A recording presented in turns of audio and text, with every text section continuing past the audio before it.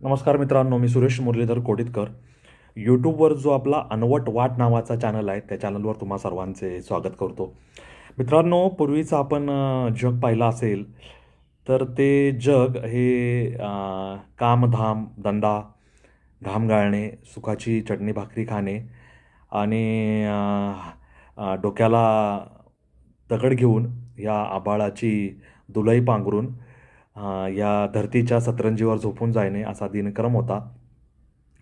आणि त्यावेळेस एकच साधन होतं, म्हणजे विरंगुळ्याचं म्हणा किंवा काय, लोक व्यसन म्हणता येणार नाही त्याला, पण एक तलफ भागावी म्हणून लोक चहा प्यायचे किंवा तंबाखू खायचे किंवा फार तर पान खात असावेत. पान तर आरोग्य पोषक आहे, परंतु तंबाखूची चंची, पानाची चंची अनेकां लोकांकडे असायची आणि लोक पान तंबाखू थोडंसं असं हे करून किंवा हाताच्या मध्यावर ते चोळून खात असत. परंतु ती खाणारी एक पिढी गेली. आता दुसरी पिढी विमल वगैरेचा जमाना आहे आणि त्याचबरोबर ह्या तरुण पिढीच्या हातात जो माहितीचा खजिना आहे मोबाईल रूपी, त्याच्यावर ही पिढी असं करण्याच्या नादात पूर्णतः वाहवत चाललेली आहे, पूर्णतः बहकत चाललेली आहे. यांच्या जीवनातला अमूल्य असा वेळ हे दिवसभर एक एक व्हिडिओ, एक एक रील पुढे ढकलण्यात, ते संवाद ऐकण्यात, ते अश्लील पाहण्यात, ते काही पानसट जोक, आविर्भाव आणि सगळं ते नृत्य, ते डायलॉग पाहण्यात वाया चालला आहे असं मला वाटतं. त्याच्यामध्ये सगळेच सामील आहेत. तरुण पिढी त्यांना जे हवं ते त्याच्यात पाहते. बाकीचे लोक काही विनोद पाहतात, काही संवाद पाहतात, काही नवरा बायकोची भांडणं असतात, काही भावाभावांची भांडणं असतात, सासूसुनेचे संवाद असतात, जावाजावांचे संवाद असतात, शेजारणीचे संवाद असतात, नळावरची भांडणं असतात. आणि हे जे काही वरवरचं जगणं आभासी दुनियेतलं चाललं आहे, ते समाजाला कुठं घेऊन जाणार आहे याचं कुठलंही अंदाज आपण आत्ता बांधू शकत नाही. परंतु हे जे काही चाललं आहे ते लोकांना गुंग करणारं, लोकांचा अमूल्य असा वेळ वाया घालवणारा आहे असं म्हणायला काय हरकत नाही. लहान मुलांच्या हातातही हेच खेळणं देण्यात येत आहे आणि मुलं त्याच्यावर आपला वेळ वाया घालवत आहे. आणि ह्याच्यातून बाहेर पडणारी जे रेडिएशन आहे, म्हणजे किरणं आहेत, त्या किरणांमुळे डोळ्याला त्रास होणे, सारखं सारखं स्क्रीन पाहणे. कारण लॅपटॉप, मोबाईल, टी व्ही आणि मोबाईल ह्या स्क्रीनपासून आपली सुटका आता जवळपास नाही. आपण आपल्या कामानिमित्ताने स्क्रीनसमोर असतोच, तथापि मनोरंजनाची दुनिया, टाईमपासची दुनिया, ह्या दुनियेला ह्या मोबाईल आणि ह्या मोबाईलमधील विविध रील, मग ती आभासी दुनियेतलं फेसबुक असेल, इंस्टाग्राम असेल, मौज नावाचं ॲप असेल, याच्यावर लोक हाताने एक एक रील पुढं ढकलून बघण्यात आणि त्याच्यावर थोडा वेळ हसण्यात किंवा काय करण्यात आपला अमूल्य वेळ वाया घालवत आहेत.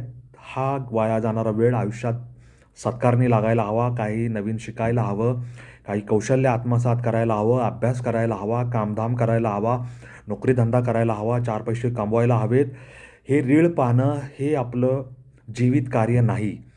आपल्या पायावर उभं राहणं, शिक्षण पूर्ण करणं, आपलं शिक्षण हे पैसा कमवण्याच्यासाठी सत्कारणी वापरणं, अशा पद्धतीने जीवनाची गाडी एका चांगल्या मार्गावरून नेत जीवनात स्थायिक होणं हे महत्त्वाचं आहे. हे तरुणांना कळायला हवं.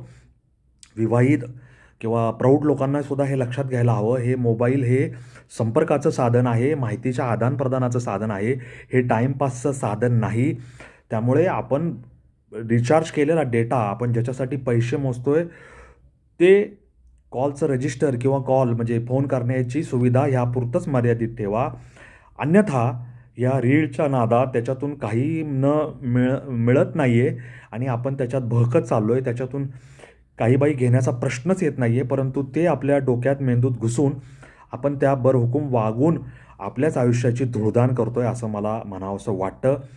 त्याच्यातून जे मिळतं आहे किंवा त्याच्यातून जे दिसतं आहे ते तरुण पिढी असेल, युवा पिढी असेल, मुलं, मुली, महिला अनुकरण करण्याचा प्रयत्न करत आहेत, जे साफ चुकीचं आहे असं माझं म्हणणं आहे. आपलं आयुष्य ह्याच्यात वाया गेलं असेल, आता ह्याच्यात वाया जाऊ देऊ नका.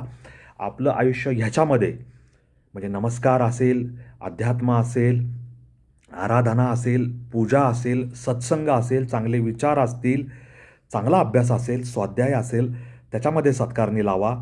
आभासी दुनियेत जगून आपल्या वास्तव दुनियेचं वास्तव दुनियेच्या पायावर धोंडा पाडून घेण्याची काही गरज नाही. आपलं वास्तव जग हे काट्याकुट्यांनी, खाचखळग्यांनी आणि चटक्यांनी भरलेलं आहे. त्याच्यातून जर आपल्याला मुक्त व्हायचं असेल तर आपल्याला अभ्यास, कष्ट, सातत्य आणि चांगले विचार ह्याशिवाय आपल्याला पुढे जाता येणार नाही. तेव्हा ही चतुसूत्री ह्याचा जीवनात अवलंब करा आणि आभासी दुनियेच्या आकर्षकतेपासून किंवा आकर्षणापासून स्वतःला वाचवा. कारण ते आकर्षण आपली जीवन बांधणी करायला कामाला येणार नाही. या नोटवर तुम्हा सर्वांची रजा घेतो. आपला व्हिडिओ मित्र सुरेश मुरलीधर कोडितकरला रजा द्या. धन्यवाद. जय हिंद, जय महाराष्ट्र, वंदे मातरम, जय श्रीराम, जय जगन्नाथ, जय सनातन.